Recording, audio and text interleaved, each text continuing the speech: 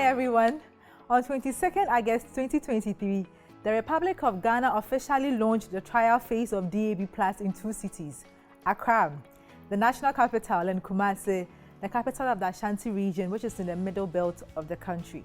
The trial, which is under the auspices of the National Communications Authority, the electronic communications regulator in Ghana, was launched by the Honorable Esela Owusu Ekufo, the Minister for Communications and Digitalization.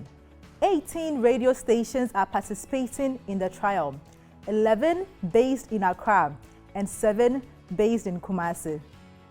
An audio processor and an encoder were installed at each of the 18 radio stations. The encoded signal is transmitted via an IP link to the DAB headend at Kanda in Accra. The signals are re-encoded and multiplexed at the headend, and the ensemble is transmitted via terrestrial fiber and over satellite to the transmitter sites in Accra and Kumasi. Fiber is the primary distribution mode and satellite is the secondary. Each of the DAB trial sites comprise a 5 kilowatt DAB+ transmitter with 6.48 dB gain antenna system in Accra and 7.25 dB antenna system in Kumasi. The transmission systems and the headend are co-located with the National DTT transmission network infrastructure, most of which are powered by solar energy. The cardinal reason for the DAB trial was to test digital sound broadcasting technology to address the increasing demand for FM radio broadcasting authorizations in view of the severe constraints on the FM band 2 frequency in the major cities of Ghana. DAB has been deployed in the VHF band 3, that is 174 to 230 MHz. So the FM stations participating in the trial are simulcasting their programs. The trial is using frequency channel 5B in both cities.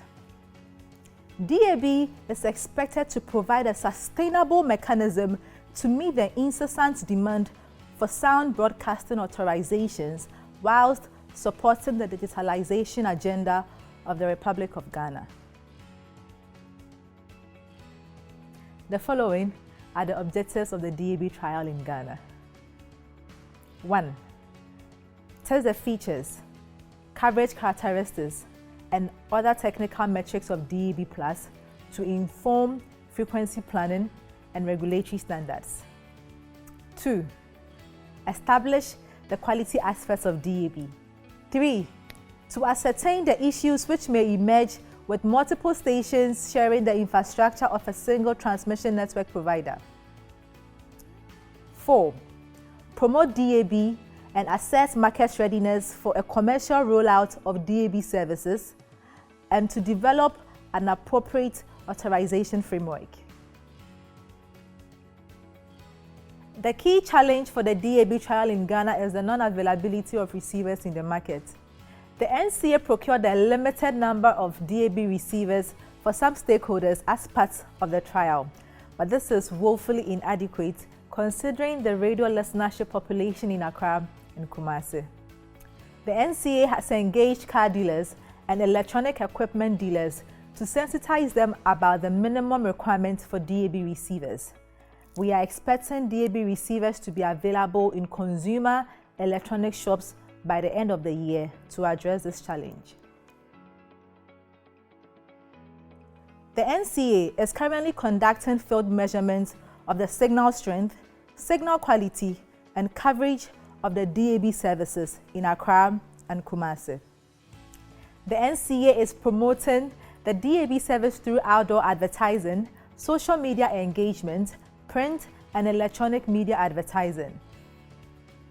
In addition, the trial authorizations issued to the 18 participating radio stations require them to promote DAB through live presenter mentions and the airing of NCA-produced DAB jingles. We would like to appreciate the Project Director of World DAB, Benny O'Neill, for attending the official launch of the DAB trial in Ghana and sharing international perspective on the subject. Our sincere appreciation to the board chairman of the NCA, Mr. Isaac Emil Osei-Bonsu Jr., and members of the NCA board for their approval to conduct a DAB trial in Ghana. I would like to use this opportunity to also thank management and staff of the NCA from their respective divisions for their commitment and support for the project. A special thanks to the Director General of the NCA, Mr. Joe Anoche, who is the Chief DAB Promoter in Ghana, for his leadership in the ongoing DAB trials. We acknowledge that support from the policymaker is essential for the promotion of the DAB trial, and for this we appreciate the Minister of Communications and Digitalization, Honorable Estella Owusu Ekufo, for providing the policy support for the DAB trial in Ghana. Thank you for your attention.